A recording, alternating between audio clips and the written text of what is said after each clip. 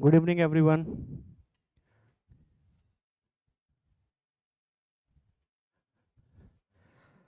Audio video clear है क्या बाबू? Comment करो। ऑडियो वीडियो क्लियर है क्या?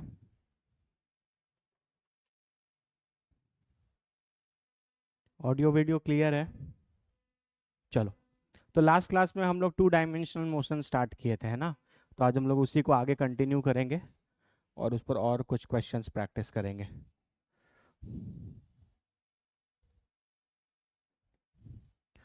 आपके पास एक बॉडी है जिस पे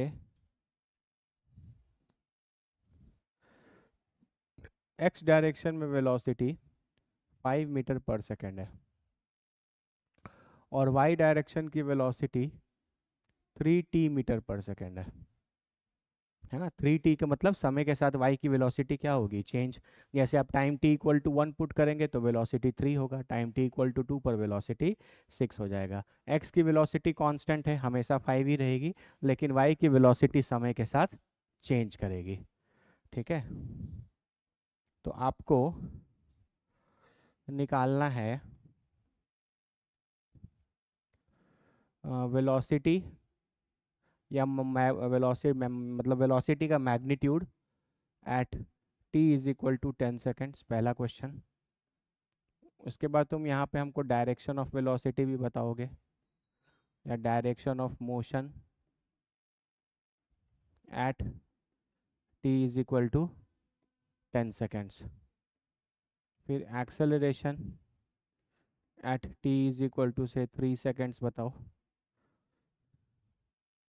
और उसके बाद तुम हमको इसका इक्वेशन ऑफ ट्रेजेक्ट्री बताओ। और लास्ट में displacement at T is equal to 3 seconds भी बताओ। ये सारी चीज़ें बतानी है आपको। ठीक है, स्टार्ट। आज भी प्रैक्टिस करेंगे बाबू, है ना। टू डायमेंशनल मोशन में कल मैंने आपको बताया था कि आप उसको दो वन डायमेंशन की तरह ट्रीट करेंगे।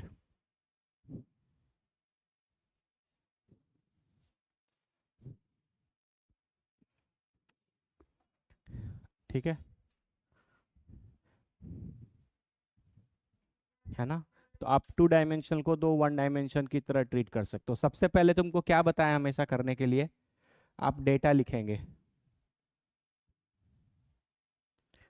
एक्स का अलग, वाई का अलग।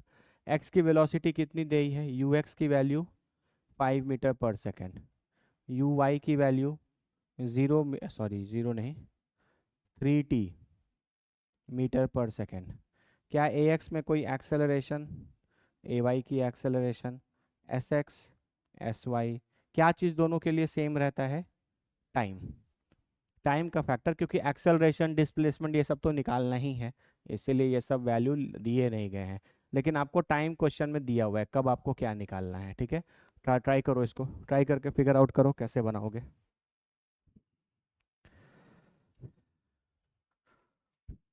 एकदम ये सब चीज़ अच्छे से सीख जाना है ना, ये सब बहुत इंपॉर्टेंट है।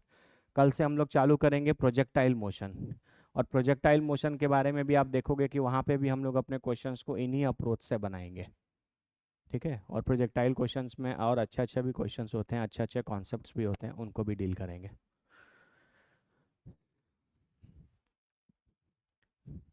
5 मिनट लो, फटाफट इसको बनाओ बाबू, ट्राई करो। मेरा मोटिव कभी भी ये नहीं है कि हम क्वेश्चन देकर फटाफट बना दें। हम तो 1 घंटे में 20 क्वेश्चन बना सकते हैं, लेकिन अगर आप 1 घंटे में 7 क्वेश्चन नए नए टाइप के बना रहे हैं तो आप ज़्यादा बेटर सीखेंगे। मेरे बनाने से नहीं सीखेंगे आप खुद के बनाने से सीखेंगे।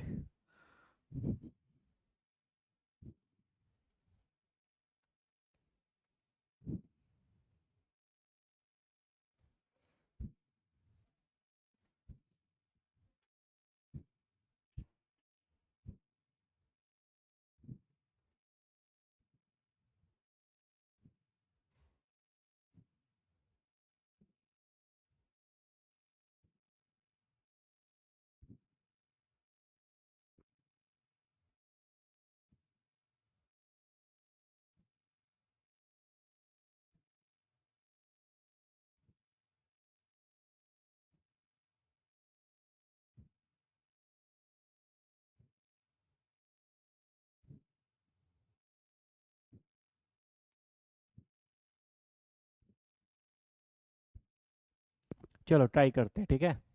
तो सबसे पहले वेलोसिटी निकालना है, तो वेलोसिटी एक्स का अलग निकलेगा, वाई का अलग निकलेगा। तो आप एक बताओ, आप v x is equal to u x plus a x into t लिख सकते हो? लिख सकते हो। अच्छा, एक्स में तो वेलोसिटी 5 मीटर पर सेकेंड दिया है, क्या ये वेरिएबल, ये कांस्टेंट है या वेरिएबल है? कांस्टेंट है। इसका मतलब किसी भी समय एक्स की वेलोसिटी कितनी हो जाएगी? 5 मीटर पर सेकेंड, क्योंकि ये तो क्वेश्चन कांस्टेंट क्वेश्चन में दिया ही हुआ है। y की वेलोसिटी समय के साथ चेंज करेगी, तो y की वेलोसिटी कितनी दी गई है? 3t दिया गया है, और कितने सेकंड के बाद निकालना है? 10 सेकंड के बाद। तो ये हो जाएगा 30 मीटर पर सेकंड। तो वेलोसिटी का वेक्टर क्या लिखोगे? V x i cap plus v y j cap. V x कितना है? 5 i cap plus 30 j cap. आपको मैग्नीट्यूड निकालना है, तो मैग्नीट्यूड निकालने के लिए आप क्या करोगे? √a² plus b²। तो ये बाबू हो जाएगा √925। कितना होगा ये?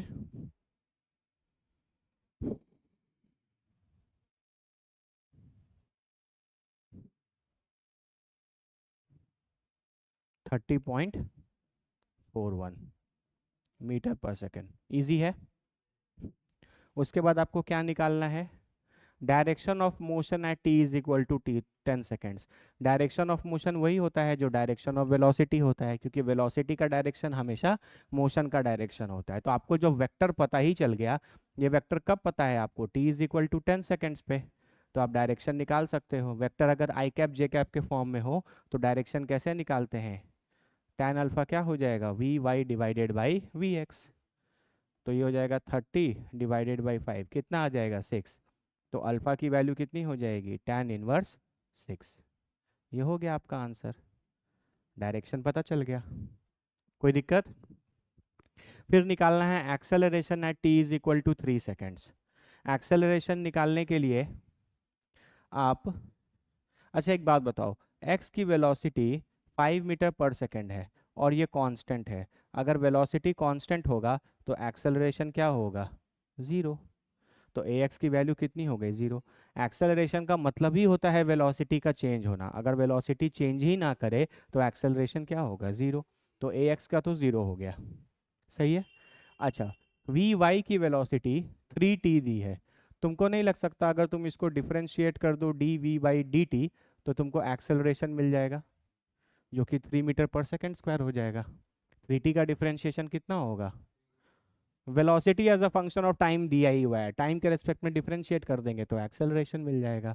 तो यानी आपको एक्सेलरेशन का भी वेक्टर मिल गया, ए x i cap plus A Y j cap. तो ए एक्स तो 0 ही हो गया, ए वाई की वैल्यू 3 है, तो 3 जे कैप। तो एक्सेलरेशन का वेक्टर निकल गया 3 जे कैप, है ना। मतलब इस बॉडी पर एक्सेलरेशन सिर्फ किस डायरेक्शन में लग रहा है? वाई डायरेक्शन में लग रहा है, और उसकी मैग्नीट्यूड कितनी है? 3 मीटर पर सेकेंड स्क्वायर, है ना। सिर्फ वाई डायरेक्शन में एक्सेलरेशन है और उसकी जो मैग्नीट्यूड है वो है 3 मीटर पर सेकेंड स्क्वायर। यहाँ तक कोई दिक्कत? ये भी निकल गया। इक्वेशन ऑफ ट्रेजेक्ट्री, इसका मतलब आपको पता है क्या? इक्वेशन ऑफ ट्रेजेक्ट्री क्या होता है? ट्रेजेक्ट्री का मतलब होता है बाबू, आपको पाथ का इक्वेशन निकालना है। इक्वेशन ऑफ ट्रेजेक्ट्री का मतलब है कि आपको बॉडी के पाथ का इक्वेशन निकालना है। मतलब आपको बताना है कि ये बॉडी एक्स में भी कुछ वेलोसिटी रख रहा है, वाई में भी कुछ वेलोसिटी रख रहा है, तो ये बॉडी जिस पाथ को फॉलो करता हुआ जाएगा उस कर्व का, उस पाथ का आपको क्या निकालना है? इक्वेशन, है ना। जैसे फॉर एग्जांपल देखो, अगर हम बोलते हैं ये मेरा एक्स एक्सिस है, ये मेरा वाई एक्सिस है, एक बॉडी इस पाथ पर चलता हुआ गया, है ना। ये body time t is equal to 0 पर यहाँ पर था और time t is equal to t पर यहाँ गया, और वो इस पाथ के थ्रू गया है। अरे बोलो। तो तुम इस कर्व का इक्वेशन अगर जैसे मान लो बोलते हो y is equal to 2x², तो इसी को बोलते हैं equation of trajectory. Equation of trajectory का मतलब बॉडी आपका जिस पाथ पे चलते हुए जा रहा है उस पाथ का आपको क्या निकालना है? इक्वेशन। इक्वेशन ऑफ ट्रेजेक्ट्री या पाथ का इक्वेशन बाबू हमेशा y as a function of x लिखा जाता है। है ना, मतलब यहाँ पर एक्स और वाई के बीच में जो एक इक्वेशन आएगा ना, उसी को आप बोलते हो equation of trajectory. Equation of trajectory में कभी टाइम वाइम नहीं आता, इक्वेशन ऑफ ट्रेजेक्ट्री में पाथ के इक्वेशन में हमेशा एक्स कोऑर्डिनेट और वाई कोऑर्डिनेट आता है। तो एक्स और वाई के बीच का जो इक्वेशन होगा वही आपको बताएगा कि आपका बॉडी किस पाथ को फॉलो कर रहा है, और आप उस पाथ का क्या निकालेंगे, इक्वेशन निकालेंगे हमेशा कभी भी। ये बहुत कॉमन क्वेश्चन है, इक्वेशन ऑफ ट्रेजेक्ट्री का क्वेश्चन बहुत आता है, ठीक है। और इक्वेशन ऑफ ट्रेजेक्ट्री का बड़ा सिंपल सा मतलब है, इक्वेशन ऑफ ट्रेजेक्ट्री में आपको बस उस पाथ का इक्वेशन निकालना होता है जिस पाथ पे आपका बॉडी चल रहा है, ठीक है। अच्छा, ये बॉडी एक्स में भी चल रहा है, वाई में भी चल रहा है, तो यानी ये एक्स वाई प्लेन में चल रहा है। अब एक्स वाई प्लेन में ये किस पाथ पर चल रहा है, आपको उस पाथ का क्या निकालना है, इक्वेशन। इसका मतलब आपको एक फंक्शन निकालना है वाई और एक्स के बीच का, कर सकते हैं। चलो, यहाँ एक्स क्या है, हॉरिजॉन्टल डिस्टेंस, एक्स क्या है, हॉरिजॉन्टल डिस्टेंस या डिस्प्लेसमेंट, और वाई क्या है, वर्टिकल डिस्टेंस या डिस्प्लेसमेंट। तो हम लोग एक्स किसी भी टाइम टी पर, at time t is equal to t पर, x is equal to u x into t plus half a x into t square लिख सकते हैं।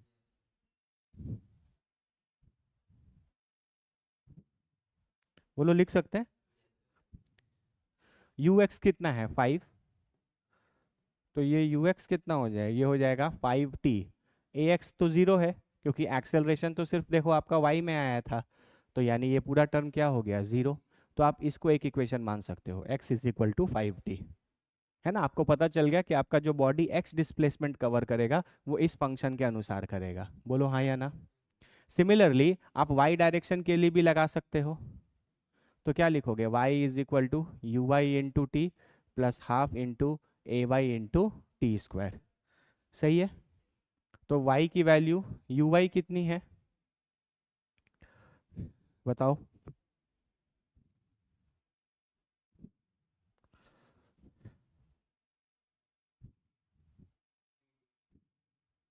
यू वाई की वैल्यू, इसका तो वैल्यू 5 दिया हुआ था, लेकिन इसका वैल्यू तो 3t दिया है, तो तुम क्या पुट करोगे, सोच के बताओ,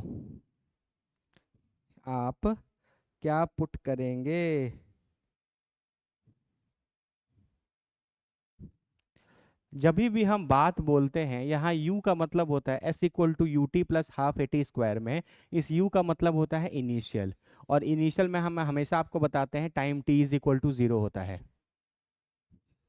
ना। यहाँ पे जब आप s is equal to u t plus half a t square लिखते हैं, तो यहाँ पर u क्या होता है, इनिशियल, और इनिशियल मतलब time t is equal to 0 पर। तो y की वेलोसिटी तो 3t है, अब इसमें time t equal to 0 put करोगे तो क्या हो जाएगा, 0 प्लस 1/2 ए वाई, वाई का एक्सेलरेशन कितना है, 3 इंटू टी स्क्वायर, तो y की वैल्यू हो जाएगी 3/2 टी स्क्वायर। बोलो क्लियर है। अच्छा, अब तुम्हारे पास x इक्वल टू 5t है और y equal to 3t square है, तो क्या तुम इन दोनों को यूज करके एक इक्वेशन निकाल सकते हो x और y में।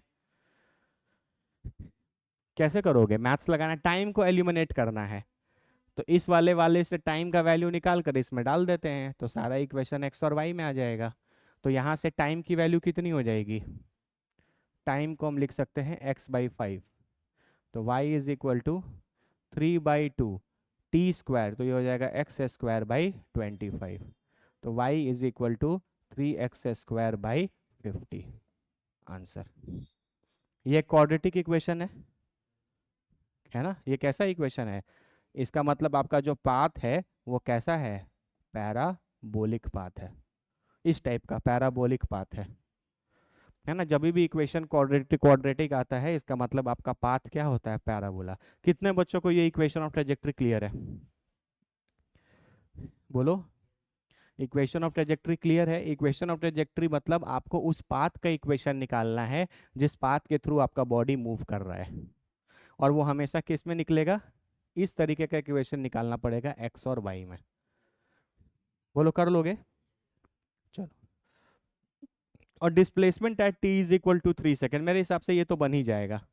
एक बार एस एक्स निकाल लोगे, एक बार एस वाई निकाल लोगे, दोनों को जोड़ के लिख दोगे, तो ये वाला पार्ट भी बन सकता है। बोलो क्लियर हो गया, बेसिक आइडिया लग गया आपको कैसे करना है।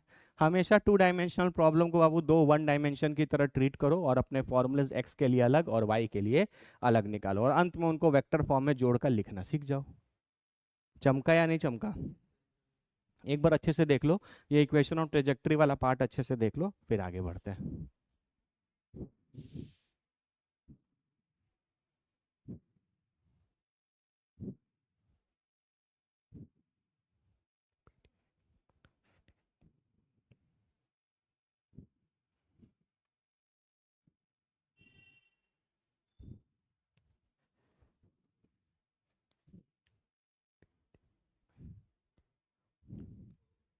ठीक है,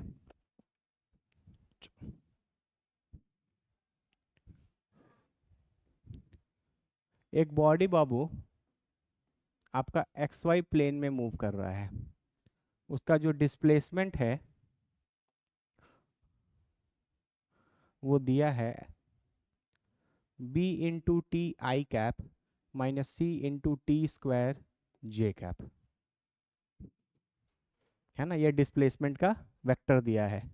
अरे बोलो, ये x डायरेक्शन, ये y डायरेक्शन, तो आप बोल सकते हो एस एक्स की वैल्यू बी टी है और एस वाई की value minus of c t square है।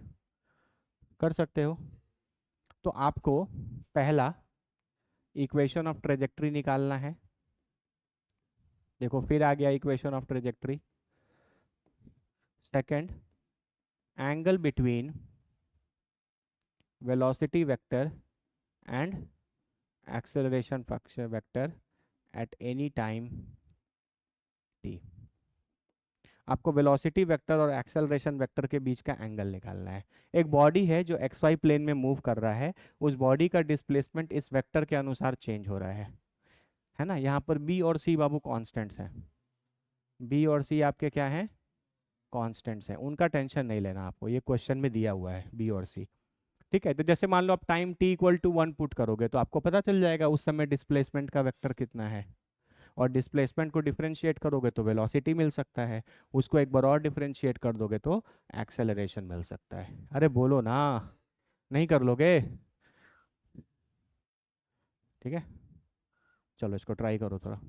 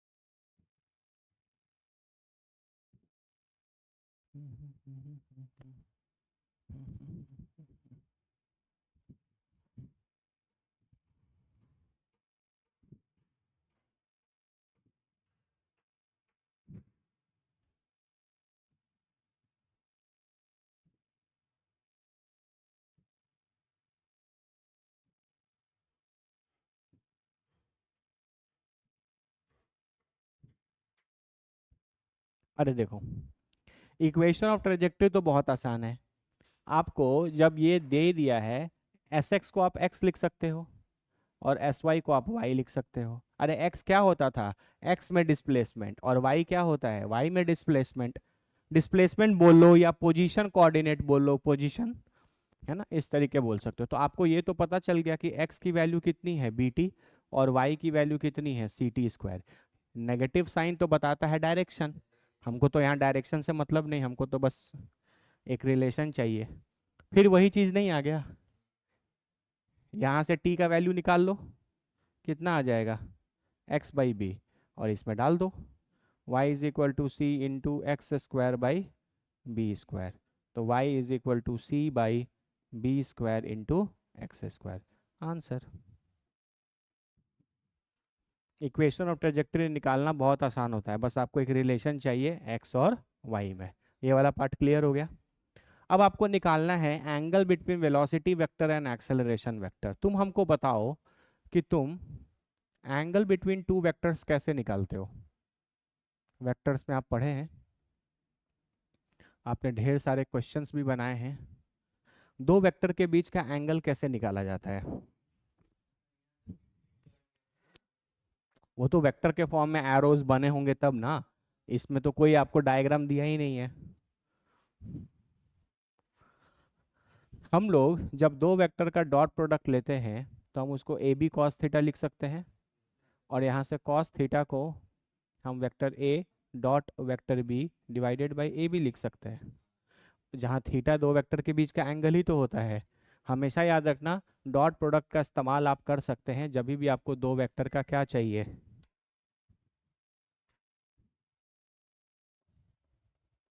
आपको दो वेक्टर का क्या चाहिए, एंगल चाहिए। बोलो क्लियर है? तो चलो, यानी कि आपको वेलोसिटी वेक्टर और एक्सेलरेशन वेक्टर के बीच का एंगल चाहिए, तो आपको पहले वेलोसिटी वेक्टर और एक्सेलरेशन वेक्टर निकालना पड़ेगा। तो वेलोसिटी वेक्टर कैसे निकाल सकते हो? ये होगा v x i cap plus v y j cap. V x कैसे निकालोगे? इस एस एक्स को डिफ्रेंशिएट करके। तो बी इसका बी टी का डिफ्रेंशिएशन क्या हो जाएगा, बी, और वी वाई कितना हो जाएगा, मेरे हिसाब से टू सी टी या माइनस टू सी टी। ठीक है, तो आपका वेलोसिटी वेक्टर आ गया b i cap minus two c t j cap. Acceleration vector कैसे आएगा? एक बार इसी को डिफरेंशिएट करके।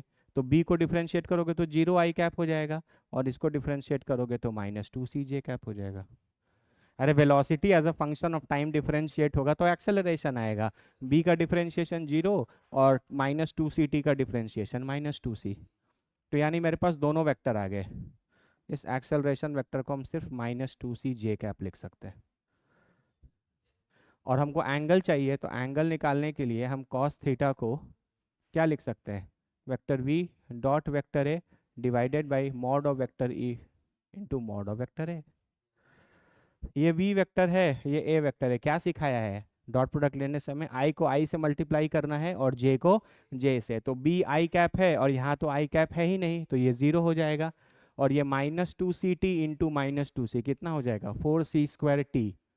नहीं, तो ऊपर हो जाएगा four c square t divided by इसका मैग्नीट्यूड लो, under root b square plus, और इसका मैग्नीट्यूड लोगे तो फोर सी स्क्वायर आ जाएगा। नहीं, तो ये हो जाएगा four c square t divided by under root b square plus four c c square t square plus four c square equal to cos theta. तो थीटा को आप लिख सकते हो कॉस इनवर्स ये पूरा चीज़, four c square t divided by under root b square plus four c square t square plus four c square. चाहो तो और सिंप्लीफाई करो, नहीं तो इतने पे छोड़ सकते हैं। बोलो क्लियर है कि नहीं, है ना? अरे बोलो ना। हम्म।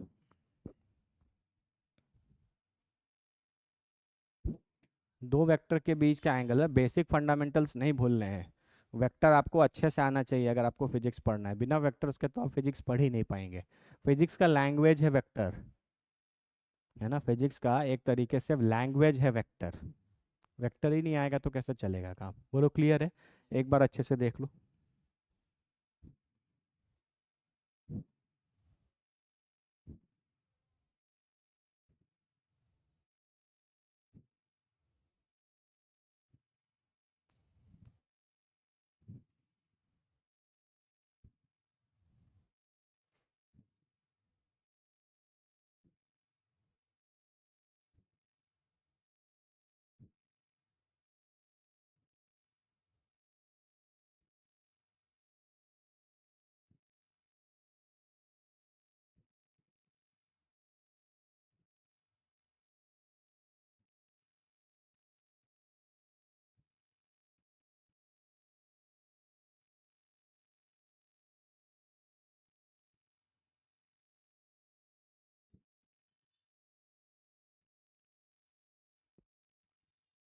सही है ना? कैलकुलेशन मिस्टेक वगैरह कहीं नहीं है ना? देख लियो ना, देख लेना ये सब चीज़, प्रोसेस यही है, ठीक है। आओ एक और क्वेश्चन करो, इसी टाइप का है थोड़ा सा, इसको ट्राई करो। आपका बॉडी फिर एक्स वाई प्लेन में मूव कर रहा है, एक्स की वैल्यू दी गई है क्वेश्चन में के टी, और y की वैल्यू दी गई है k t into 1 - alpha t, जहाँ k और अल्फा कॉन्स्टेंट्स हैं।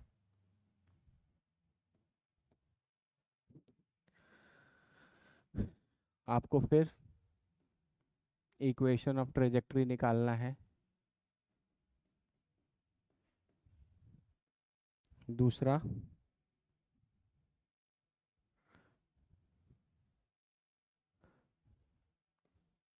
The time t not after the start, start का मतलब क्या होता है, t is equal to 0, when angle between velocity vector and acceleration vector is 45 degree. Same same दो question है, पिछले बार भी एंगल निकालना था एक में, इस बार भी एंगल के से रिलेटेड ही चीज़ है, और इक्वेशन ऑफ ट्रेजेक्टरी, ये तो सबसे बनना चाहिए। ट्राई करो इसको।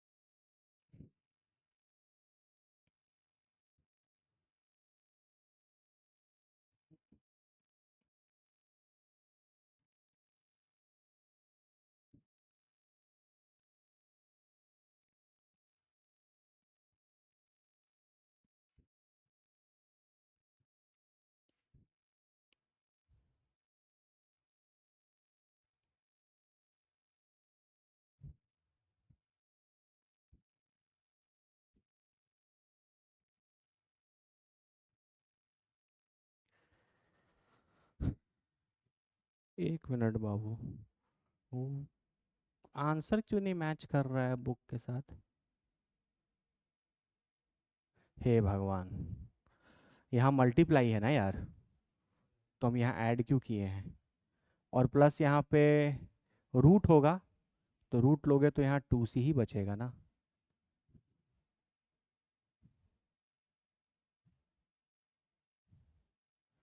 ये 2c से ये कट जाएगा, ऊपर बचेगा 2ct, 2ct।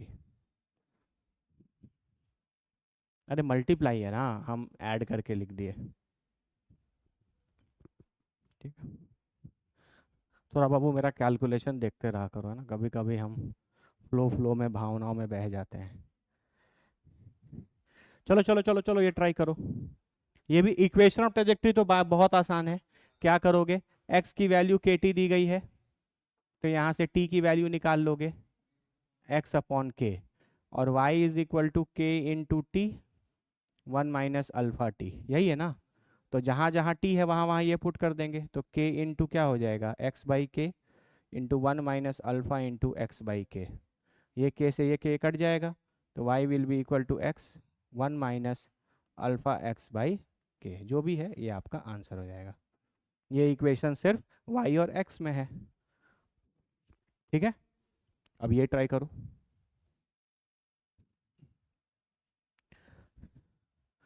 क्वेश्चन में बोल रहा है कि आपका body time t is equal to 0 पे मोशन में आया, स्टार्ट कर रहा है, तो आपको बताया जा रहा है कि किसी टाइम t नॉट पे, है ना, t इज इक्वल टू 0 से t नॉट टाइम के बाद, या किसी time t equal to t not पे वेलोसिटी और एक्सेलरेशन के बीच का एंगल कितना है, 45 डिग्री। तो फिर आप यही काम करोगे, cos theta will be equal to velocity का वेक्टर इंटू एक्सेलरेशन का vector by mod of v into mod of v, है ना। अब इस बार थीटा की वैल्यू क्वेश्चन में दी गई है 45 डिग्री, तो तुम यहाँ पुट कर सकते हो cos 45। अरे बोलो ना। तो आपको यहाँ से टी नॉट की वैल्यू निकालनी है।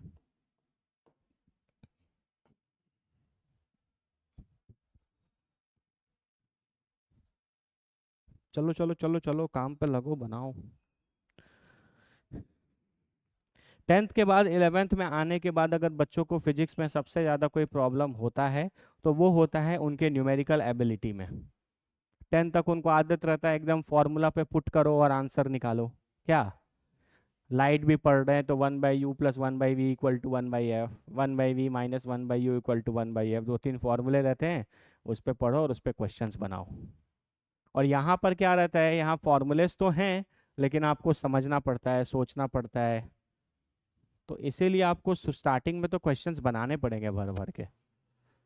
तुम फिर क्या करो, तुम पहले वेलोसिटी वेक्टर निकालो। वेलोसिटी वेक्टर इनको डिफरेंशिएट करके मिल जाएगा। बोलो। तो वेलोसिटी वेक्टर को कैसे लिख सकते हैं? इसको डिफरेंशिएट करोगे तो के आई कैप आ जाएगा, और इसको डिफरेंशिएट करोगे, इसको तुम ओपन करके लिख लो, ये हो जाएगा के T minus alpha k T square. नहीं हो जाएगा?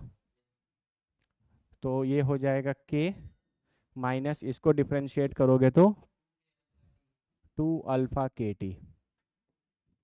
ठीक है, ये पूरा चीज़ हो जाएगा जे कैप के साथ। सही है। एक्सेलरेशन का वेक्टर निकालना है तो फिर इसको डिफरेंशिएट करोगे तो ये तो जीरो हो जाएगा, क्योंकि के कांस्टेंट है, कांस्टेंट का डिफरेंशिएशन जीरो होता है। ये के भी जीरो हो जाएगा, बचेगा सिर्फ -2 अल्फा के जे कैप। तो एक्सेलरेशन का वेक्टर आ गया -2 अल्फा के और जे कैप। अब आप इस दोनों को उठा के यहाँ डाल दीजिए। cos 45 डिग्री की वैल्यू कितनी होगी, 1/√2 is equal to v dot a. इसका और इसका डॉट प्रोडक्ट लोगे, इसमें आई कैप है, इसमें आई कैप है ही नहीं, तो जीरो हो गया। और k -2 अल्फा के टी, और ये मल्टीप्लाई हो जाएगा, है ना, तो हो जाएगा k -2 अल्फा के टी और -2 अल्फा के। टाइम कितना है, टी नॉट, क्योंकि time t is equal to t not पे ही ना वैल्यू 45 डिग्री है, तो जहाँ टाइम t है वहाँ टी नॉट पुट करना पड़ेगा। अरे बोलो। डिवाइडेड बाई इस पूरे का मैग्नीट्यूड, ये हो जाएगा के स्क्वायर प्लस के -2 अल्फा के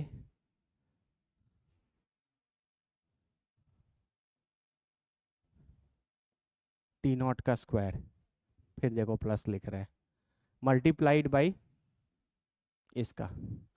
तो 2 -2 अल्फा के स्क्वायर करोगे, रूट लोगे तो यही बचेगा, लिखने का क्या ज़रूरत है, 2 अल्फा के ही बचेगा। बोलो सही है। ये 2 अल्फा के कट जाएगा यहाँ से सीधा, ये 1/√2 इक्वल टू माइनस, पलट सकते हैं इसको, ये हो जाएगा 2 alpha k t not minus k divided by under root of k square plus k -2 alpha k t not का होल स्क्वायर। यहाँ से आपको टी नॉट की वैल्यू चाहिए, इसको इधर भेज सकते हैं, तो ये हो जाएगा के square plus k -2 alpha k t not का होल स्क्वायर इक्वल टू, ये इधर आ जाएगा √2 into 2 alpha k t not minus के। सही है ना, दोनों तरफ स्क्वायर कर देंगे, तो ये हो जाएगा के square plus k -2 alpha k t not का होल स्क्वायर इक्वल टू 2, ये हो जाएगा 2 alpha k t not minus के का होल स्क्वायर।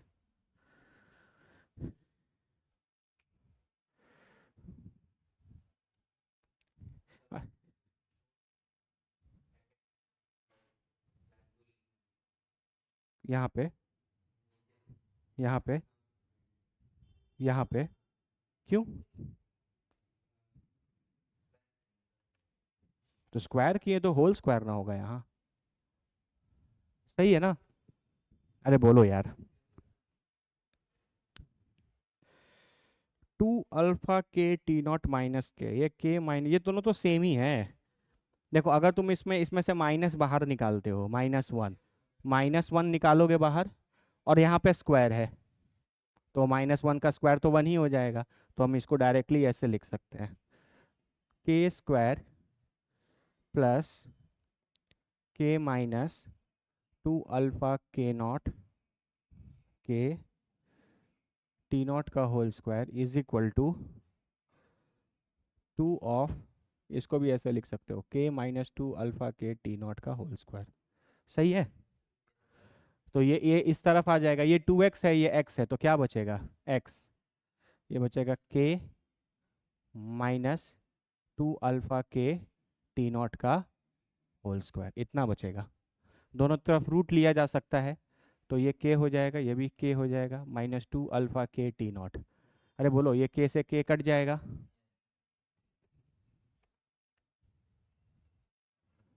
ये तो ज़ीरो आ जा रहा है, कहीं मिस्टेक हो गया क्या? अरे यार, यहाँ के स्क्वायर प्लस में भी तो है।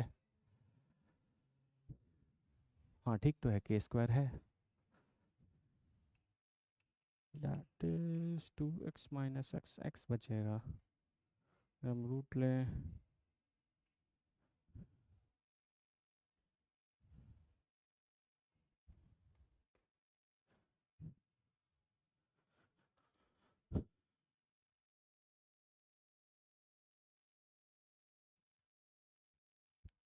रुको यार, हम इसको एक्सपैंड कर दें, के square plus 4 alpha square k square t not square minus 2ab, फिर बिना मतलब का क्वाड्रेटिक क्यों सॉल्व करें हम?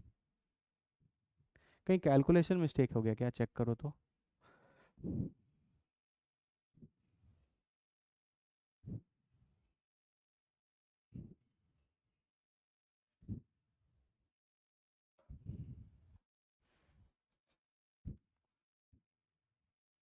के टी है तो ये के हो गया, ये के टी माइनस के अल्फा टी स्क्वायर, या to alpha k T square, तो ये हो गया के, और ये हो जाएगा के minus 2 alpha k T j cap. Acceleration एक बार और डिफ्रेंशिएट करके आ जाएगा, ये ज़ीरो हो गया, के कांस्टेंट है 0, और ये हो गया -2 अल्फा के, टाइम हट गया, ठीक है। डिफरेंट करेंगे तो ये ज़ीरो हो गया, ये इसके साथ मल्टीप्लाई होगा, तो -2 अल्फा के, और ये पूरा चीज़, ठीक है, गॉट इट। ये पूरा चीज़ कट गया, यहाँ पर एक माइनस का साइन है, ये माइनस जो है वो इसको मैंने पलट दिया, ये हो गया 2 alpha k t not minus के, इसका मैग्नीट्यूड अंडर रूट के square plus k minus 2 alpha k t not, और इसका मैग्नीट्यूड तो 2 अल्फा के ही आएगा, ये 2 अल्फा के से 2 अल्फा के कट जाएगा, ठीक है।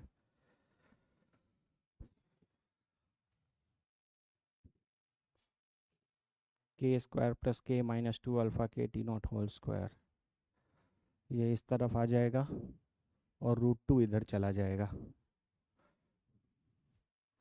ठीक है। दोनों तरफ स्क्वायर किया तो इसका रूट हट गया, और इसका स्क्वायर करेंगे तो √2 का स्क्वायर 2, और इस पे पूरा होल स्क्वायर आ गया।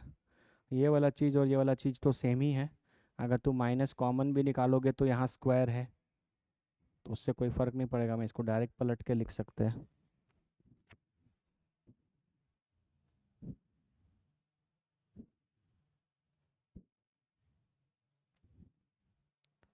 यहाँ से अगर देखें तो टी नॉट की वैल्यू तो ज़ीरो आ जा रही है,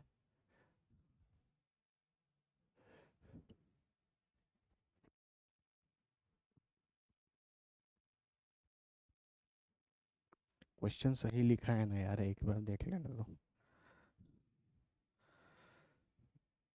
x is k t, y is k into t 1 - alpha T.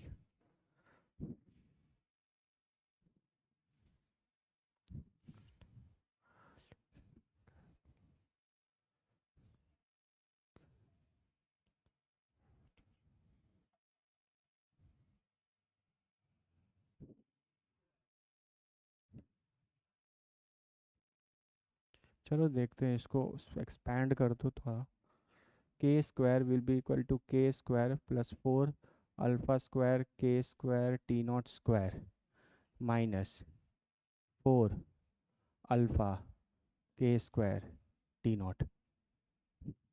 A square plus b square minus 2ab, तो ये के स्क्वायर से के स्क्वायर कट जाएगा, 4 alpha square k square t not square will be equal to 4 alpha k square t not.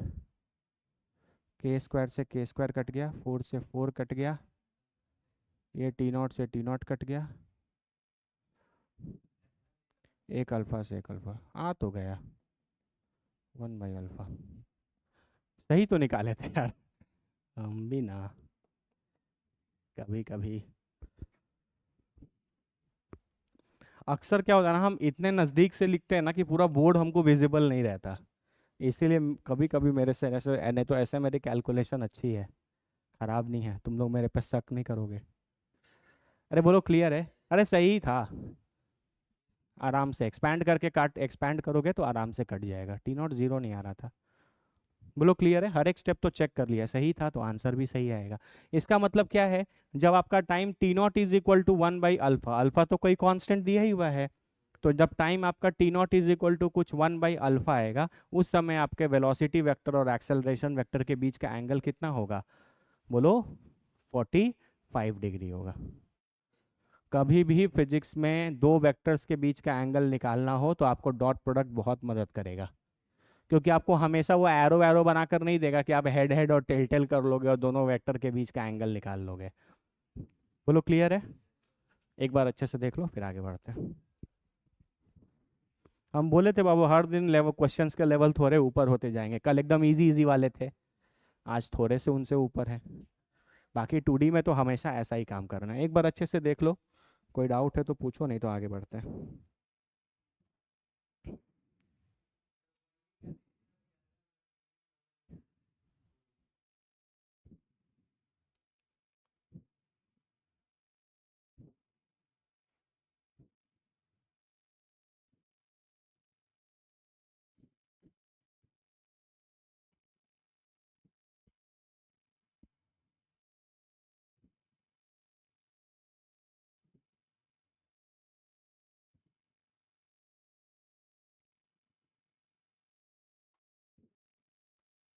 बढ़े आगे।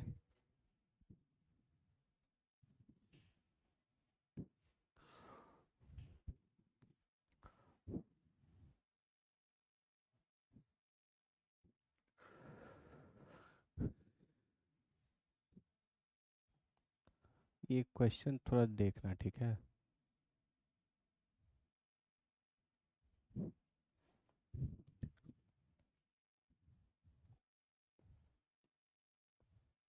एक block है यहाँ पे, ठीक है, इसका कुछ मास दिया है 2 kg, एग्जैक्टली डेटा ले लेते हैं जो क्वेश्चन में दिया है तो थोड़ा, हाँ 2 kg है, इसको आप ड्रैग कर रहे हो बाबू एक फोर्स से, है ना, और वो जो फोर्स है वो आपका 10 T न्यूटन है, मतलब वेरिएबल फोर्स है, मास दिया है, फोर्स दिया है, एक्सेलरेशन निकाल सकते हो F=ma से, ठीक है।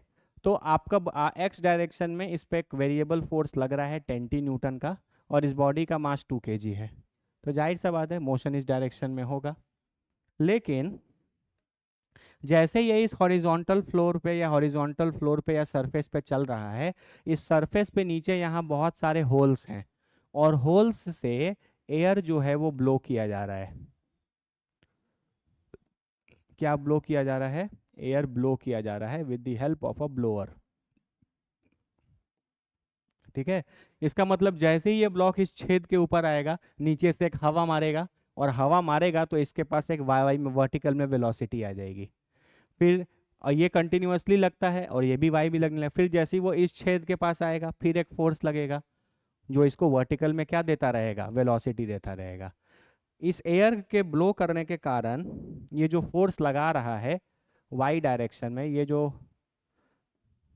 आपका ब्लोअर फोर्स लगा रहा है वो आपका लगा रहा है 20 × 2 - H न्यूटन, 20 × 2 - H न्यूटन, जहाँ H जो है आपका हाइट ऑफ द ब्लॉक है। क्या है बाबू बोलो, हाइट ऑफ द ब्लॉक है। आप क्वेश्चन समझे, है ना। जैसे जैसे हाइट बढ़ता जाएगा ये वाला वैल्यू क्या होगा, कम होता जाएगा, तो फोर्स क्या होता जाएगा, कम होता जाएगा। ठीक है, हम एक बार पूरा क्वेश्चन का स्टेटमेंट पढ़ दे रहे हैं, ठीक है। On a smooth horizontal platform a mass 2 kg is dragged with a horizontal force 10 t newton. On platform there are so many holes spread on its surface below which there is an air blower which exerts a force on the block in the upward direction depending on the height above the platform. ये दिया है, ये function है height का, where h is the height of the block from the platform. Let at time t is equal to 0 block starts from rest from origin. तो यहाँ पर आपका origin है, तो origin है तो आप इसको x is equal to 0 और y is equal to क्या मान सकते हो, 0, और start हो रहा है तो time भी क्या होगा, 0। तो ये इसका initial condition दिया है। Find the equation of trajectory. Find the equation of trajectory. Find the equation of trajectory. बस यही निकालना आपको। Find the equation of trajectory. अरे बोलो यार, देखो एक छोटा सा चीज तुम सीख लिया करो, एक्स डायरेक्शन का फोर्स कितना है, घबराओ मत, 10t है। तो इसको आप मास इनटू ए एक्स लिख सकते हो, ये हो जाएगा 10t। मास कितना है बोलो, 2 kg, तो ये 2ax is equal to 10t हो जाएगा। तो ax की वैल्यू कितनी हो जाएगी, 5t, है ना। अरे बॉडी इनिशियली रेस्ट से ही स्टार्ट हो रहा है, तो इसका ux भी 0 है और uy भी 0 है, रुका हुआ है, बॉडी रेस्ट पे रखा हुआ है, ठीक है। ux की वैल्यू 0 है। सिमिलरली y में भी एक फोर्स लग रहा है 20 × 2 - h न्यूटन का, इसको आप m × ay लिख सकते हो, 20 × 2 - h हो जाएगा, ये 2 × ay हो जाएगा, 20 × 2 - h करोगे तो 10 आ जाएगा। तो ay जो है वो 10 × 2 - h है ना। y का जो एक्सेलरेशन है वो h as a function of h है, और यहाँ x का acceleration as a function of time है, ठीक है। इसलिए इस बार इक्वेशन ऑफ मोशन उतना आसान नहीं है निकालना, क्योंकि अलग अलग वेरिएबल्स में है, लेकिन निकालना वैसा ही है, मतलब तुमको एक इक्वेशन निकालना है x और y में, है ना। थोड़ा सा सोचो, अच्छे थोड़ा सोचो, और uy भी तो आपका 0 ही है। ये सारा इन्फॉर्मेशन आपको क्वेश्चन में दिया है, आप कोशिश करो और x और y के बीच में एक रिलेशन निकालने की कोशिश करो। आसान है बाबू, कोई रॉकेट साइंस नहीं है, आप आराम से कर सकते हो। Try this. एक्सेलरेशन ये भी कांस्टेंट नहीं है और एक्सेलरेशन ये भी कांस्टेंट नहीं है, तो इक्वेशंस ऑफ मोशन का इस्तेमाल नहीं होगा। इक्वेशंस ऑफ मोशन का इस्तेमाल सिर्फ और सिर्फ वहाँ होता है जहाँ आपका एक्सेलरेशन कांस्टेंट होता है। क्वेश्चन समझ गए ना। एक क्वेश्चन ये है कि एक ब्लॉक है स्मूथ हॉरिजॉन्टल सरफेस पे रखा हुआ है, इसको आप एक्स डायरेक्शन में 10t न्यूटन के फोर्स से खींच रहे हैं। जैसे जैसे वो आगे बढ़ता जा रहा है ये इन होल्स के ऊपर आएगा, और होल्स के नीचे से हवा मारा जा रहा है, हवा मारा जाएगा तो हवा इस ब्लॉक पे एक फोर्स लगेगा, तो इसका बॉडी 1 डायमेंशनल हो गया या 2 डायमेंशनल मोशन हो गया, 2 डायमेंशन हो गया, क्योंकि एक्स में ये है और वाई में ये है, तो बॉडी तो आपका फिर ऐसे जाएगा, एक्स वाई प्लेन में मूव करेगा, तो आपको उसकी ट्रेजेक्टरी की इक्वेशन निकालनी है। ट्राई करो इसको, दिए हम तुमको 10 5 मिनट, ट्राई करो।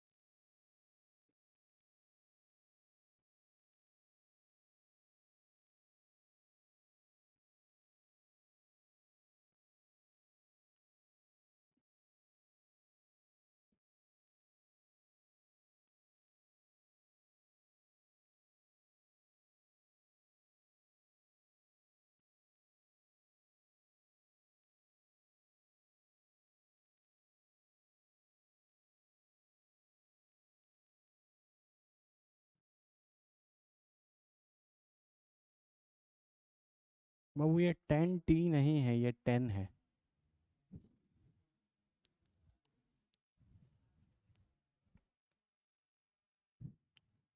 तो ए एक्स आपका कांस्टेंट हो जाएगा।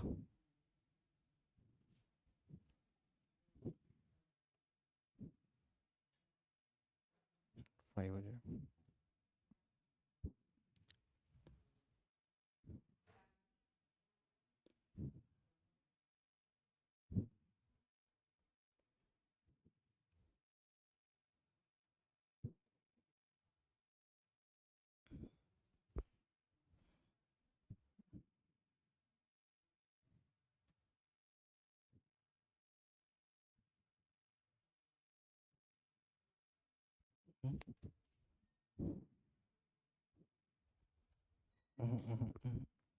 एक्स तुम सही निकाले हो, लेकिन वाई सही नहीं निकाले हो।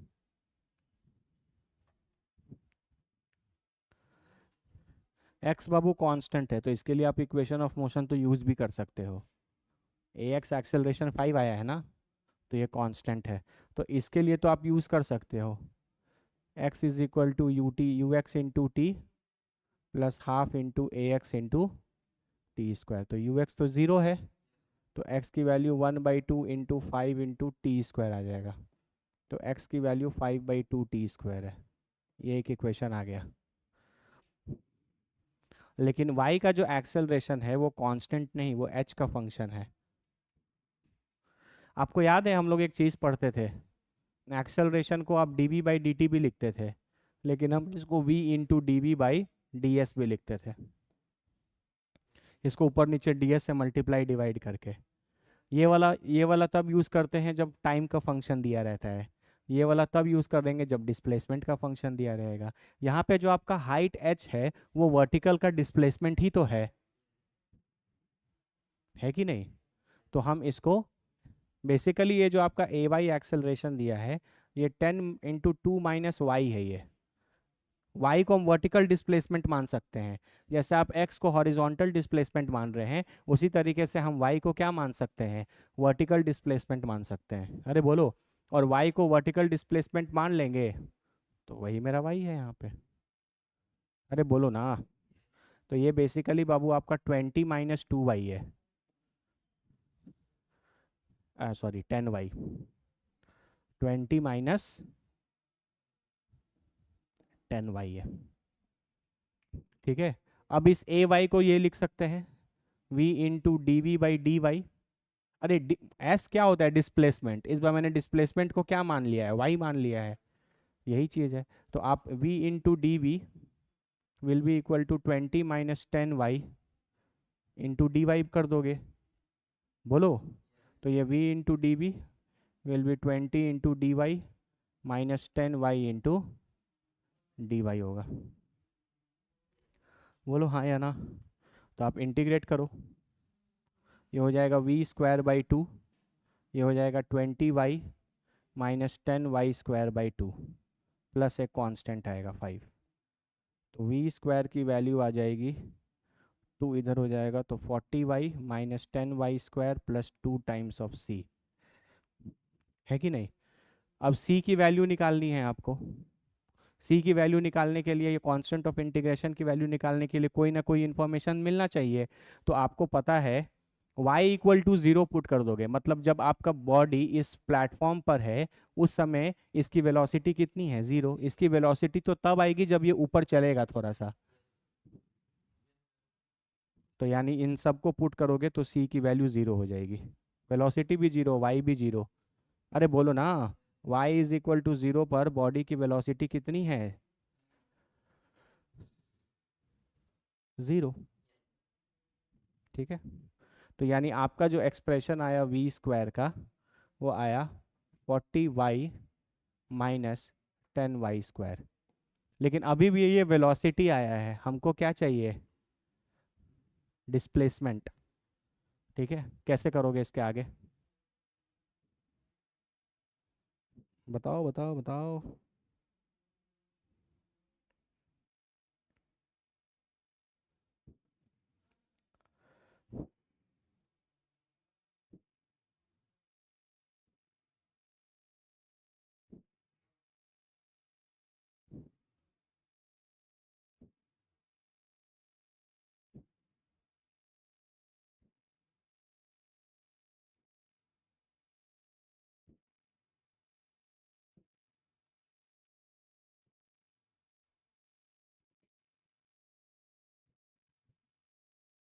अरे यार, v की वैल्यू यहाँ से रूट अंडर 40y - 10y² होगी। v को तुम क्या लिख सकते हो, ये v क्या है, ये कौन सा वेलोसिटी होगा, ये वी वाई तो हो ही होगा, क्योंकि आप सारा चीज y वाला निकाल रहे हैं।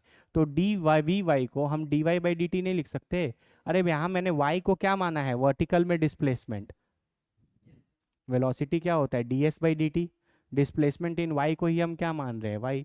तो ये dy by d t is equal to root under 40y - 10y² लिख सकते हैं। तो हम इसको dy को यहाँ root under 40y - 10y² is equal to, ये इधर भेज दें तो ये dt हो जाएगा। अब हम इसको इंटीग्रेट करेंगे।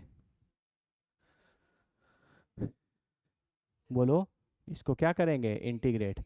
अब ये वाला इंटीग्रेशन कैसे होगा, थोड़ा सोचो तो। ये आपने पढ़ा नहीं है अभी, इसीलिए आपको दिक्कत हो सकता है।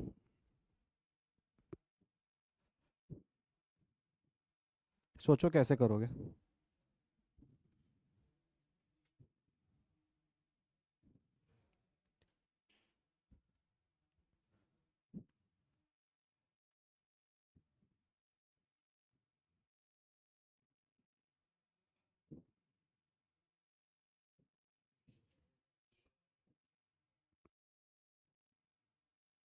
हम्म,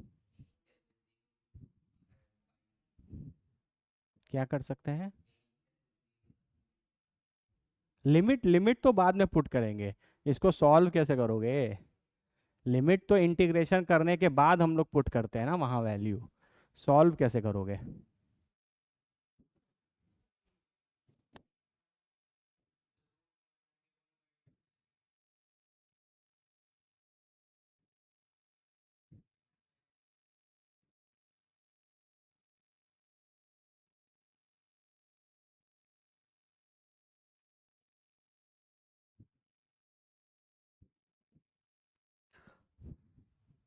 अगर हम इसमें से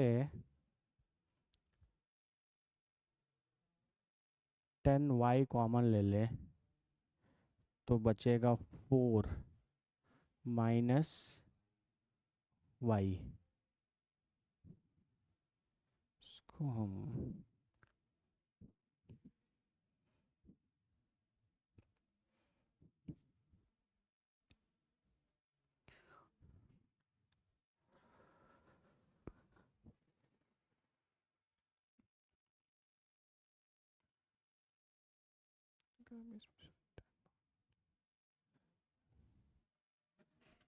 ये बचेगा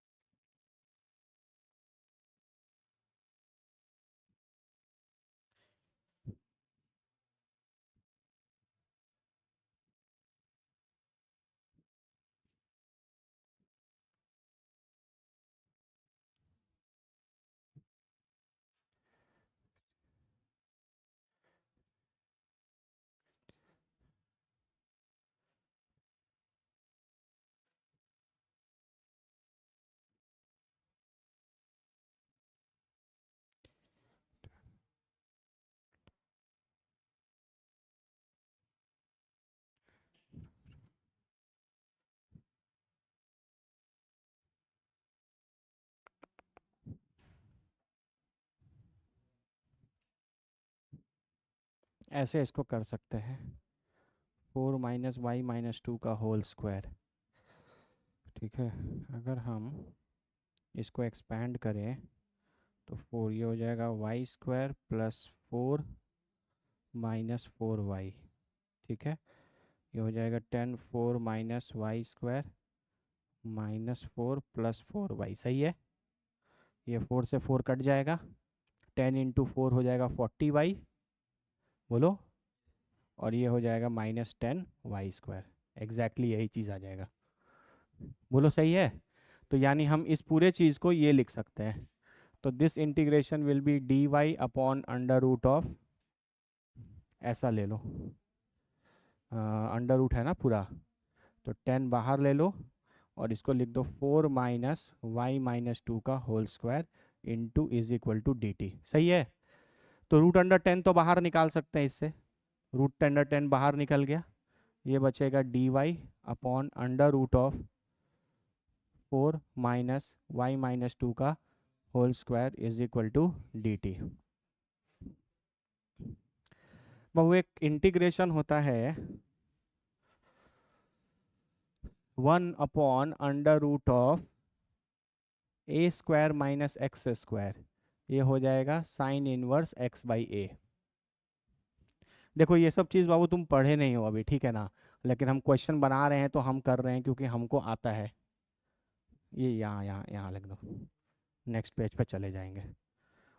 1 upon under root a square minus x square is equal to sine inverse x by a. तो अगर तुम इसको कंपेयर करो, यहाँ ऊपर में डी एक्स रहेगा, ठीक है ना, तो अगर तुम डी एक्स कंपेयर करो तो ऊपर में डी वाई है, रूट क्या है यहाँ पे, रूट भी है, यहाँ ए स्क्वायर है, ए स्क्वायर क्या होता है, कांस्टेंट, बोलो।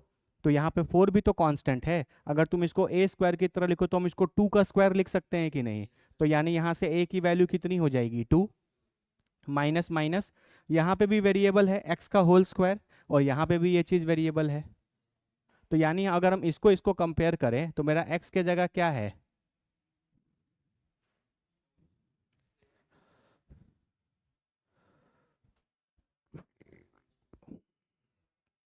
एक्स के जगह मेरा क्या है, वाई माइनस 2, और ए के जगह कितना है बताओ, एक्स के जगह है मेरा वाई माइनस 2, सही है ना, और मेरा ए के जगह क्या है, अरे बोलो, ए के जगह क्या है, 2, सही है। एक्स के जगह, एक्स के जगह है वाई माइनस 2, है ना, और dx के जगह, dy के जगह dx हो जाएगा, आप इसको डिफ्रेंशिएट करोगे तो ये dx है, ये dy हो जाएगा, ये तो जीरो ही हो जाएगा, तो dx dy आप लिख सकते हो, dy के जगह dx लिख सकते हो, बिल्कुल सही है, बोलो सही है ना। चलिए, तो a की वैल्यू 2, यानी अब ये चीज साइन इनवर्स x बाई ए होता है, तो ये पूरा चीज, जगह बनाते हैं थोड़ा यहीं पे,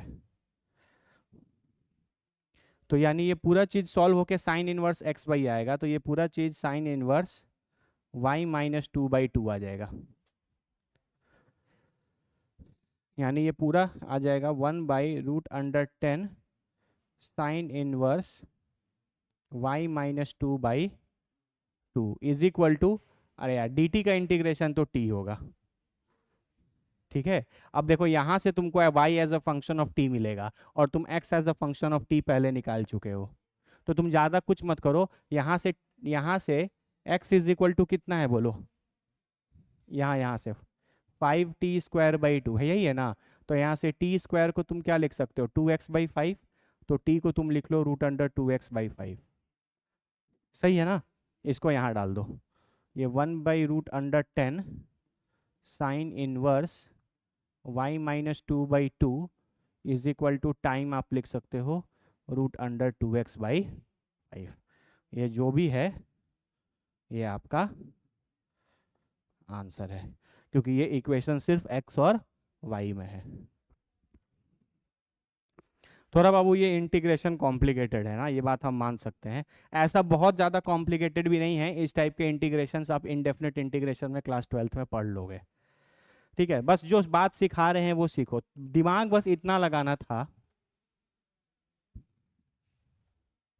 कहाँ गया मेरा दिमाग, हाँ दिमाग बस इतना लगाना था कि √40y माइनस 10y² को कैसे किसी स्टैंडर्ड फॉर्म में लाया जाए, है ना। तो हम इस तरीके से कुछ दिमाग लगा लिए कि अगर हम इसको 10 बाहर ले सकते हैं, 10 इंटू 4 माइनस वाई माइनस 2 का होल स्क्वायर करें, तो देखो मैं एक्सपैंड करके दिखाए भी तुमको कि ये 40y माइनस 10y² आ जाएगा।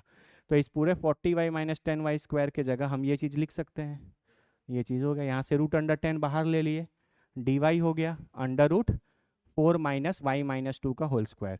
अब अगर तुम ध्यान से इसको इस स्टैंडर्ड फॉर्मूले पे तोड़ने की कोशिश करो, integral dx √a² minus x² is sine inverse x/a, ठीक है, बोलो सही है।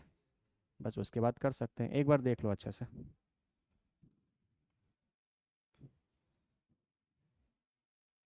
एक बार मुझे फॉर्मूला चेक कर लेने दो यार, मैथ्स हम पढ़ाते नहीं हैं। सही किए है ना? मेरे हिसाब से यहाँ 1/a sign inverse x Y होता है।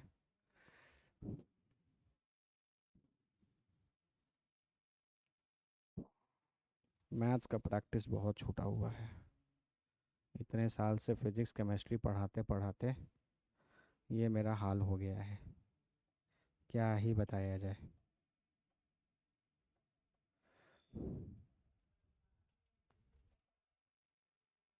नहीं सही है, सही किए, कोई दिक्कत नहीं है। अरे बोलो यार। यहाँ से अगर तुम देखो, अगर तुम इसको और इसको कंपेयर करोगे तो dy के जगह dx दिख रहा है। अरे बोलना। यहाँ पे ए स्क्वायर के जगह 4 दिख रहा है, यानी ए की वैल्यू 2 हो गई। ए की वैल्यू 2 हो गई। अच्छा, यहाँ पे -x² तो x के जगह आपको y-2 दिख रहा है ना, इसका मतलब x की वैल्यू y-2 है। ठीक है, तो आप इस तरफ दोनों तरफ अगर इसको डिफरेंशिएट कर दोगे तो ये dx/dt या dy/dt, तो dt dt तो कट जाएगा।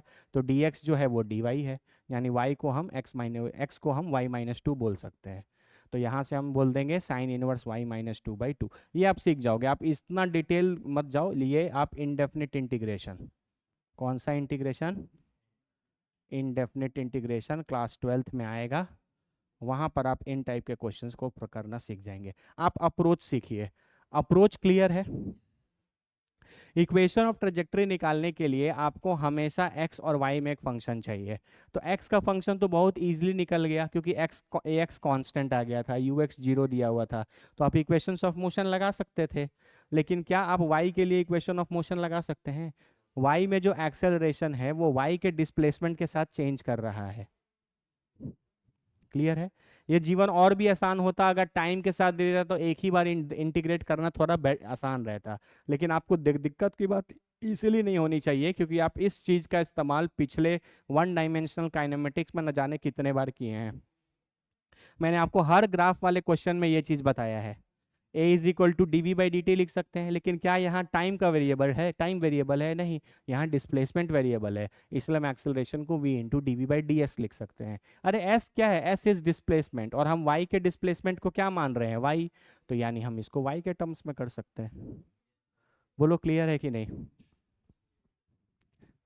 बोलो। एक बार बाबू इसको अच्छे से देख लो, फिर आगे बढ़ेंगे। थोड़ा सा इसका कैलकुलेशन वाला पार्ट जो है वो थोड़ा वो है, नहीं तो बाकी चीज़ें ईजी हैं।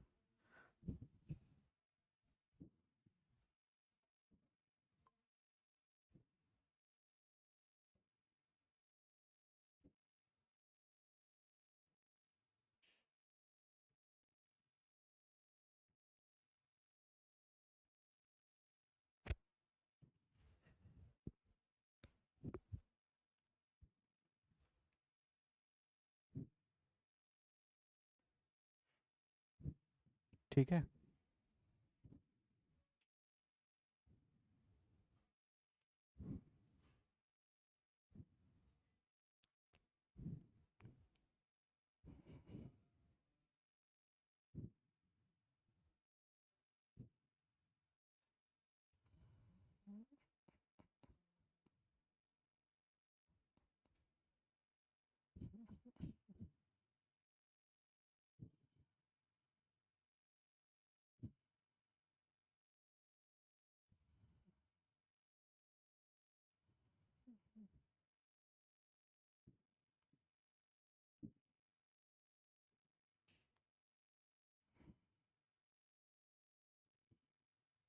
सही है ना बाबू? हाँ, ये सब इंटीग्रेशन क्लियर है ना? चलो आगे बढ़ते हैं। और कोई क्वेश्चन है? अच्छा, एक दो दो तीन और अच्छे अच्छे क्वेश्चंस हैं, इनको करो।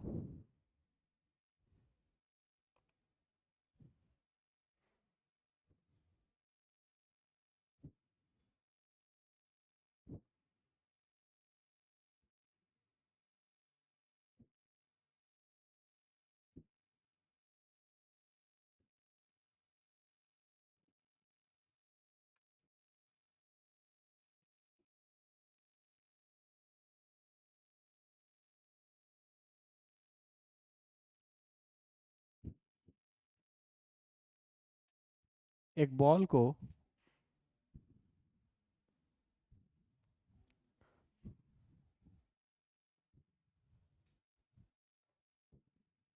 तुम ऊपर फेंके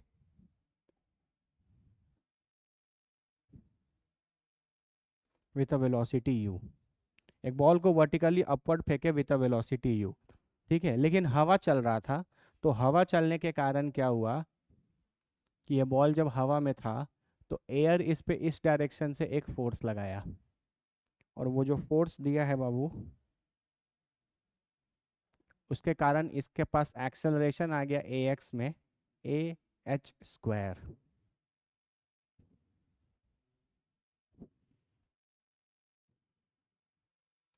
ठीक है, तो आपको displacement as a function of time चाहिए, ये हमको निकालना है। Displacement as a function of time, मतलब आपको एक इक्वेशन निकालना है डिस्प्लेसमेंट का टाइम के रेस्पेक्ट में। क्वेश्चन समझ में आया? आपके पास एक बॉल है, आप इसको यू वेलोसिटी से ऊपर फेंक दिए, लेकिन जैसे ही आप इसको ऊपर में फेंके, हवा क्योंकि चल रहा था, मान लो हवा विंड ऐसे चल रहा था, अरे बोलो, विंड का डायरेक्शन ये था, तो विंड का डायरेक्शन जब एक्स में था तो उस बॉल पर एक्स डायरेक्शन में एक फोर्स लगेगा, फोर्स लगने के कारण एक्स पे एक्सेलरेशन लग गया ए एच स्क्वायर, जहाँ पे एच आपका फिर क्या है, वही वर्टिकल डिस्प्लेसमेंट। समझ रहे हो? मतलब जैसे जैसे हाइट ऊपर जाता जाएगा वैसे वैसे हवा और तेज चलेगा, एक्स का एक्सेलरेशन भी चेंज होता रहेगा।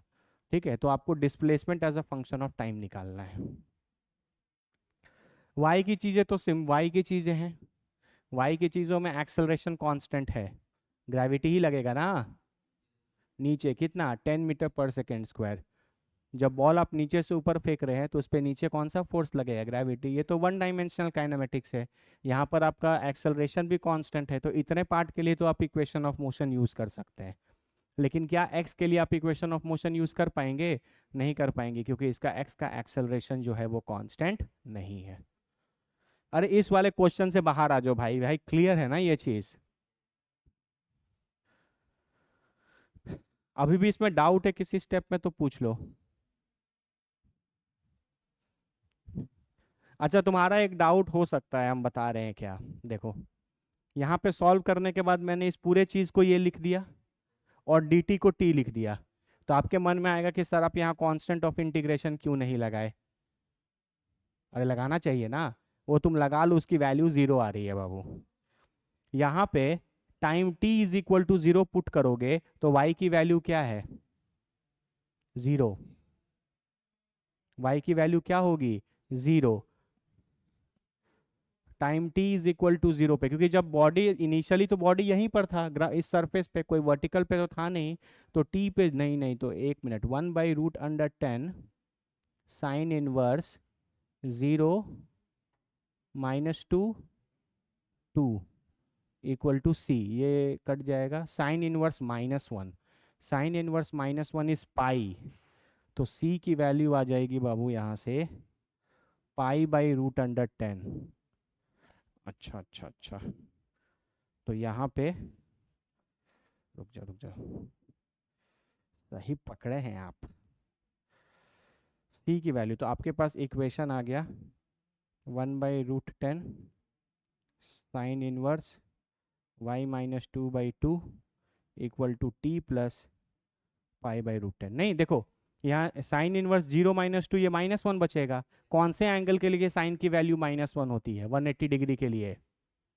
अरे नहीं नहीं नहीं है, 180 डिग्री पे तो साइन जीरो होता है ना।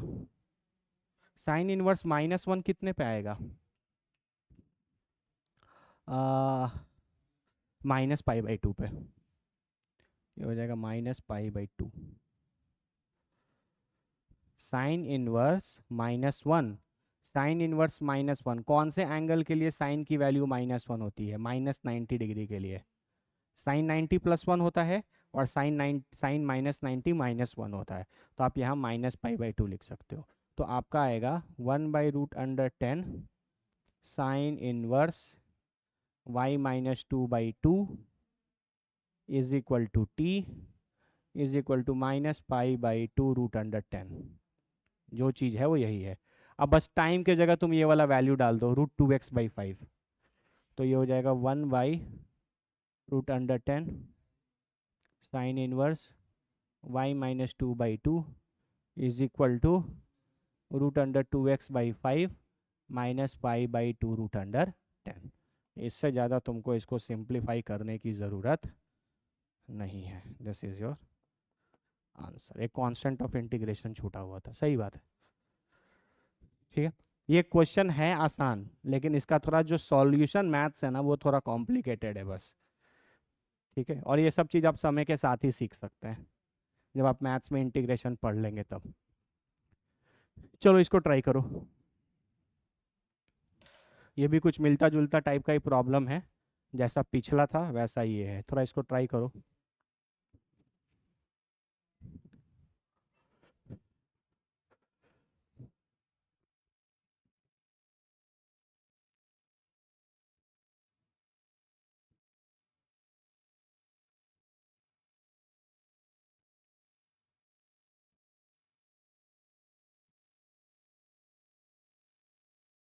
ये सब बाबू देखो, हम तुमको बहुत स्टैंडर्ड बुक्स के प्रॉब्लम्स करा रहे हैं, बहुत सेलेक्ट कर करके, इसलिए मेरे लेक्चर्स को बहुत अच्छे से फॉलो करो।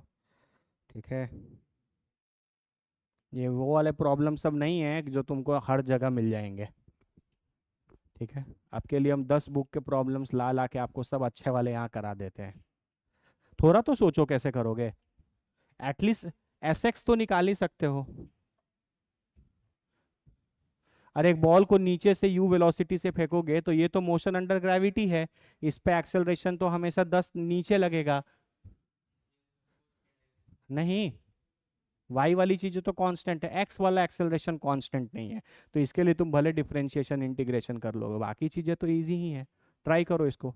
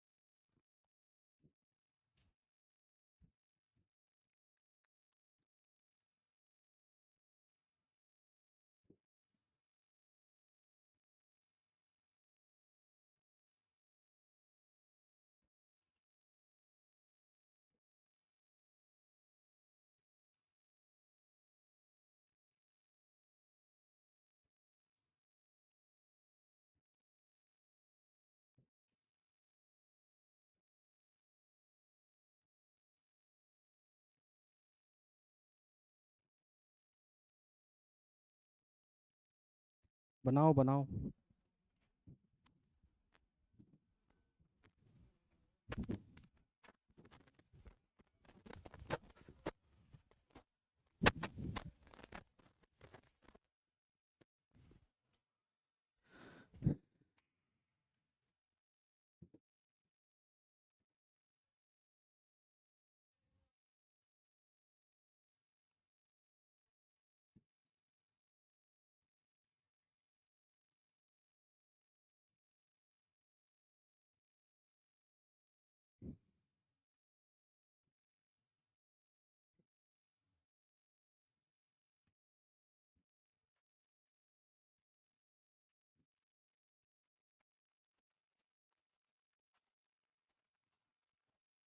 अच्छा,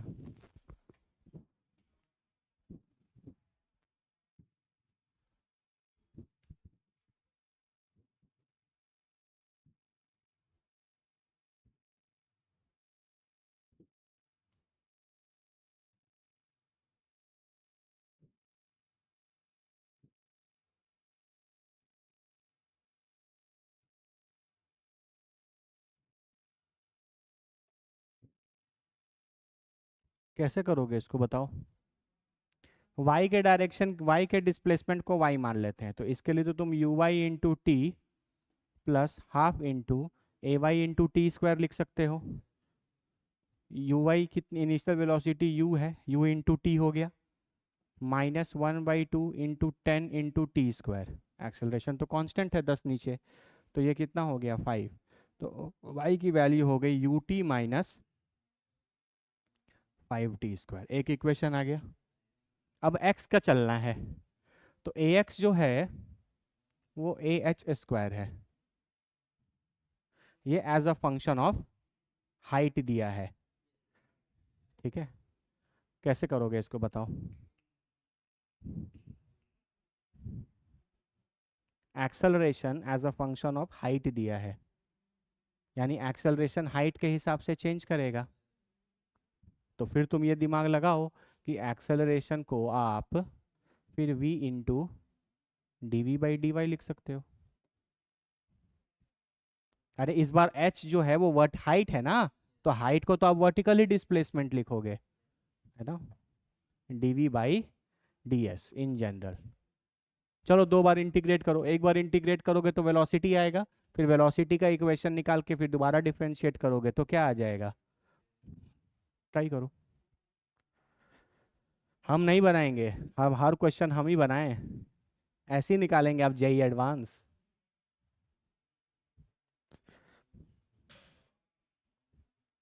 देखो देखो ट्राई करो। तब तक हम कोई और अच्छा क्वेश्चन ढूंढते हैं तुम्हारे लिए। एक और अच्छा क्वेश्चन था।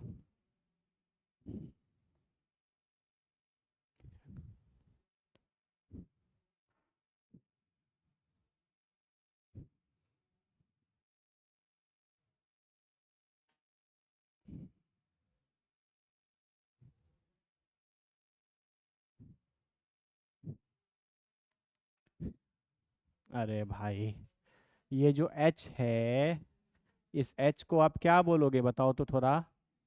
Vertical displacement. वर्टिकल डिस्प्लेसमेंट को y माने हो अभी यहाँ पे, तो यानी आपका ये जो ax है वो बेसिकली ay² है, और y की वैल्यू ये है, y की वैल्यू ये है। तो ax जो आएगा वो आपका a इंटू y² करोगे तो ut माइनस 5t² का होल स्क्वायर हो जाएगा। ये हो जाएगा ax is equal to a into u²t² plus 25t⁴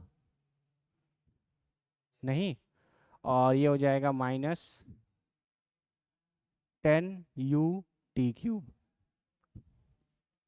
a² plus b² -2ab। ठीक है, तो अब ax जो है आपका आ जाएगा au²t² प्लस 25at⁴ -10u⁴। अब acceleration as a function of time present है आपको, आप इसको क्या कर लिखोगे, dv/dt लिख सकते हो। x आएगा इज इक्वल टू इधर पूरा ये चीज़ इंटीग्रेट करोगे तो क्या आएगा dvx। अरे बोलते क्यों नहीं हो, dvx, ये dt इधर चला जाएगा तो ये हो जाएगा au²t² dt plus 25at⁴ dt -10u⁴ dt। सही है। चलिए अब इंटीग्रेट करिए, इसको सॉल्व करोगे तो vx आएगा au²t², तो ये हो जाएगा बाबू au²t³ प्लस 25at⁵ -10u⁴ और प्लस एक कांस्टेंट ऑफ इंटीग्रेशन c। इस c की वैल्यू कैसे निकालोगे, time t is equal to 0 put कर दोगे, उस समय तो बॉडी जमीन पर है, जब बॉडी हवा में उड़ा ही नहीं तो उसके पास x में कोई वेलोसिटी आएगा, नहीं आएगा। तो यानी सब time t is equal to 0 पर vx की वैल्यू 0 है, तो यहाँ से c की वैल्यू भी क्या आ गई 0। इसको सिंप्लीफिकेशन के लिए 5 बार में काट सकते हो, तो यहाँ से vx आ गया au²t³/3। थोड़ा कैलकुलेशन देख लेना, बाकी बाबू स्टेप्स यही हैं। 5at⁵ माइनस 10u⁴/4, यही ना है। अब तुम इस v को क्या लिख सकते हो, dx/dt लिख सकते हो। इज इक्वल टू ये पूरा, यानी एक बार और डिफ्रेंशिएट होगा टाइम के, इंटीग्रेट होगा टाइम के रेस्पेक्ट में, तो आपका एक्स का जो एक्सप्रेशन आ जाएगा वो आ जाएगा a u square by 3 into t to the power 4/4 plus 5 into a t to the power 6/6 minus 10/4 into u into a into t to the power 5/5 plus c. अरे बोलो, इस c की वैल्यू फिर zero आएगी, क्योंकि time t is equal to zero पर आपका body के पास कोई x में डिस्प्लेसमेंट नहीं है। x का डिस्प्लेसमेंट तो तब आएगा जब आपका बॉडी हवा में उड़ेगा, तब ना ये एयर इसको इधर करेगा। तो यानी c की वैल्यू फिर आपकी यहाँ से क्या आ गई, जीरो आ गई। बोल यार, तो आपका x is equal to a u cube, sorry u square t to the power 4/12 plus 5/6 5/6 a into t to the power 6 minus 10/4 u a t to the power 5/5, जो भी है थोड़ा सिंप्लीफाई हो जाएगा। अब x as a function of time आया है और यहाँ y as a function of time already निकाले थे, तो कुछ मत करो, वो थोड़ा कॉम्प्लिकेटेड है। यहाँ से t as a function of y निकाल कर, और इसमें अच्छा आपको क्या निकालना है,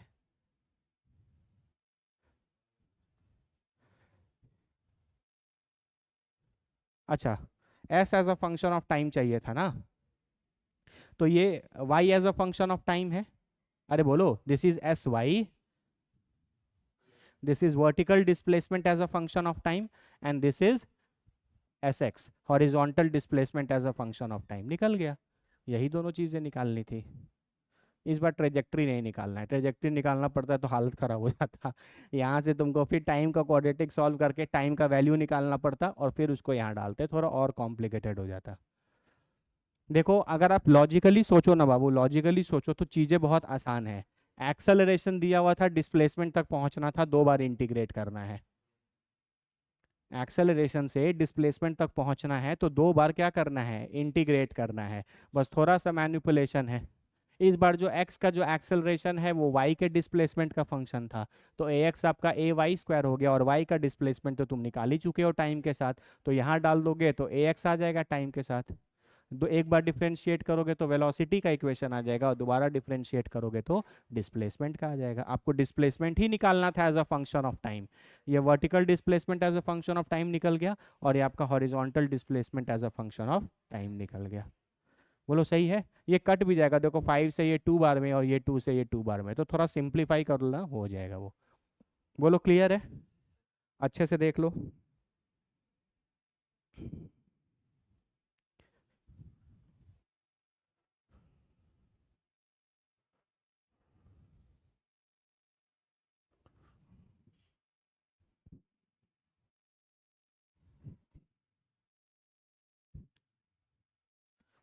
बोलो बाबू क्लियर है कि नहीं, कर सकते हो। अच्छा ठीक है, तो आज यहीं वाइंड अप करते हैं। अगले बार, अगले बार एक दो क्वेश्चन और अच्छे वाले हैं, उनको थोड़ा प्रैक्टिस करने के बाद हम लोग प्रोजेक्टाइल मोशन स्टार्ट करेंगे, है ना। देखो डरो मत, टेंशन मत लो। इस क्वेश्चन में कोई प्रॉब्लम था, इस क्वेश्चन में किसी तरीके का कोई प्रॉब्लम, ये तो सिंपल था कैलकुलेशन के पर्सपेक्टिव से भी, इससे भी।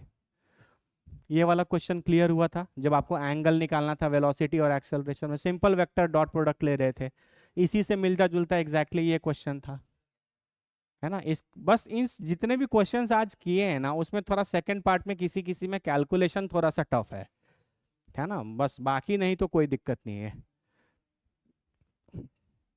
ये क्वेश्चन को अगर तुम लॉजिकली सोचो तो यहाँ पे भी देखो तुमको बाबू आपके पास एक्सेलरेशन दिया हुआ है, और इसका एक्सेलरेशन तो कांस्टेंट था, तो इसकी चीज़ें तो आराम से इक्वेशन ऑफ मोशन से निकल गई। लेकिन इस y का जो एक्सेलरेशन था वो y के डिस्प्लेसमेंट के प्रोपोर्शनल था, तो हम इस h को y लिख सकते थे, तो a y is equal to 20 minus 10y आ गया। क्या ये एक्सेलरेशन कांस्टेंट है, नहीं, वेरिएबल है, तो वेरिएबल है तो डिफरेंशिएशन इंटीग्रेशन करना पड़ेगा।